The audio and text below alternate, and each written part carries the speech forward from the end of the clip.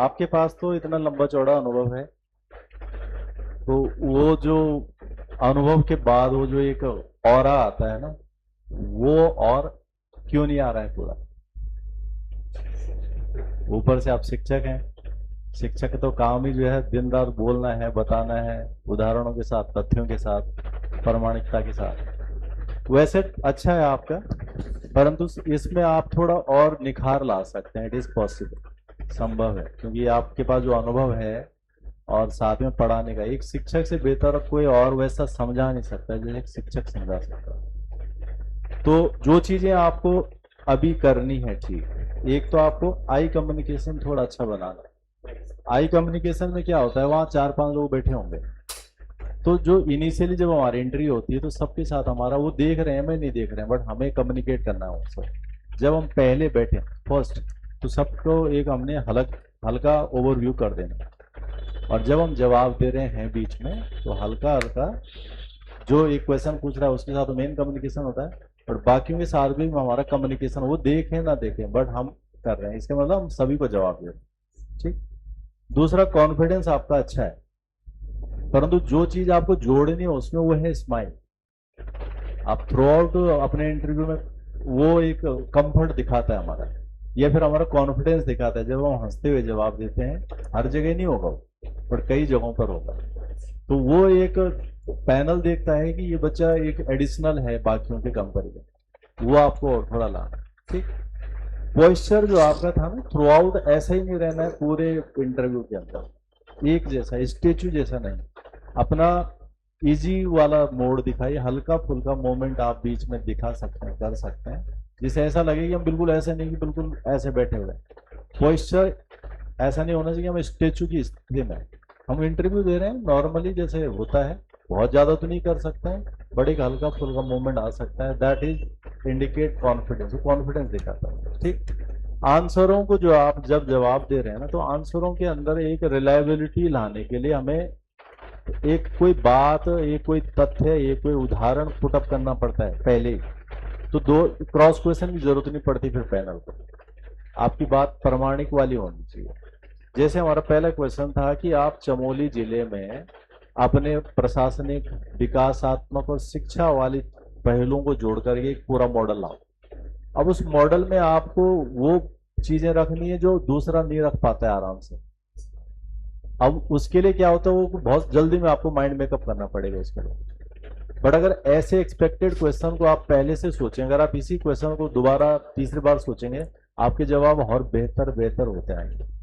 तो उसके लिए आपने एक्सपेक्टेड क्वेश्चन का एक डेमो अपने आप में करना है, दिमाग के अंदर ही सोचना है, अगर ऐसा पूछा तो मैं क्या जवाब दूं, ऐसा पूछो तो क्या जवाब दूं, और उसके अंदर मैं बेहतर क्या बना सकता हूँ। तो इस चीज को आप दिखा सकते हैं कि हमारे जो प्लायन करने वाले जिलों में से एक है, उसमें पौड़ी के साथ साथ रुद्रप्रयाग, चमोली बेल्ट काफी महत्वपूर्ण है, जैसे बहुत माइग्रेशन होता है, और ये वो बेल्ट है जहाँ पैसा भी है, और यही वो बेल्ट है जहाँ क्राइसिस भी है, मतलब सब कुछ है यहाँ पे।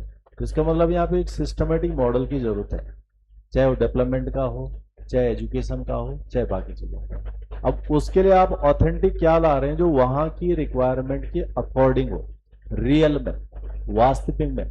जब पैसा भी तो लोग माइग्रेट क्यों कर रहे हैं वहां से, पैसा तो है ही ना उस जगह पे। अगर हम देखें गढ़वाल क्षेत्र के अंदर देखेंगे तो सबसे ज्यादा पैसा चमोली बेल्ट के अंदर है। आप ट्रेन भी चली गई रुद्रप्रयाग तक, तो वो चीज आपको वो रिलायबल जवाब दीजिए जो वहां रियल पॉसिबल होता है, कि लोग हैं तो वहीं के, बट डर डर डर में रहते हैं, वहां जो है लैंडस्लाइड हो जाता है, वहां इस तरह की चीजें हो जाती है, तो इसलिए ऑप्शन के रूप में क्या करते हैं, देहरादून बना लेते हैं, काम धाम वहां कर लेते हैं, आना यहाँ होता है। तो ये तो माइग्रेशन का एक रियल वास्तविक चीज है जो सरकारी डेटा में नहीं आता है, बट ये है। इस तरह की कुछ कॉन्क्रीट बातें आप अपने जवाबों के अंदर जोड़ सकते हैं। ठीक है। बाकी जो जीआई टैग है वो इसलिए है कि ये काफी चर्चा में आ रखा है, इसके रूल्स पे भी जा सकता है कि जीआई टैग ये किसके अंदर कवर होता है। तो जो हमारा डब्ल्यूटीओ है, डब्ल्यूटीओ के अंदर जो है ट्रिप्स, TRIPS, वो रूल्स हैं जिसके अंदर ये काम होता है। उत्तराखंड इसलिए इस पे फोकस कर रहा है कि हम अपनी स्थानीय चीजों को प्रमोट करना चाहते हैं इंटरनेशनल, नेशनल लेवल पे। तो हाल ही में अभी जो बद्री गाय का घी और बेडू, ये पॉपुलर है जो यहाँ का है, जो अभी ऐड हुआ, वैसे टोटल 18 हुए हैं, जो रिकॉर्ड टाइम है टोटल 30 से ज्यादा हो चुके हैं। जो आप नाम ले रहे थे मुंशियारी की राजमा, मुंशियारी की चाय, वो शुरुआती दौर की हमारी, तो ये चर्चा में है और इसको प्रमोट कर रही है सरकार। तो ये कुछ चीजें हैं जिस पे आप काम कर सकते हैं। शिक्षा के समाधान में आपने वो कुछ प्रैक्टिकल बातें बताई थी, उसके साथ के अंदर आप कुछ फैक्चुअल चीजें और जोड़ देंगे उनमें, तो काम कर जाएगा अच्छे से। ठीक है। और बाकी शिक्षा के क्षेत्र से आप क्यों बाहर निकलना चाहते हैं, तो आपने कुछ चीजें तो बताई हैं कि मैं दायरा अपना बढ़ाना चाहता हूँ, और ये मेरा जो अनुभव है ये मैं कहीं और बेहतर जगह लिजिटमेट पावर के साथ, यानी जब मेरे पास पावर हो, अधिकार हो, और मैं इस अनुभव का इस्तेमाल कर सकूं। अभी नहीं कर सकते हैं, अभी आपके पास लिजिटमेट पावर नहीं है। कल आप अगर जो नायब तहसीलदार बन जाते हैं तो आपके पास लिजिटमेट यानी सरकारी शक्ति आ जाती है, जिसके बाद आप कई सारे निर्णय अपने अनुभव के आधार पर कर सकते हैं। इसलिए मैं ये दायरा बढ़ाना चाहता हूँ। करेक्ट है। Best of luck.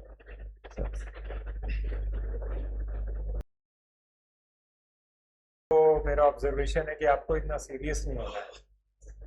आप शिक्षक हैं, शायद इस वजह से ऐसा हो गया है।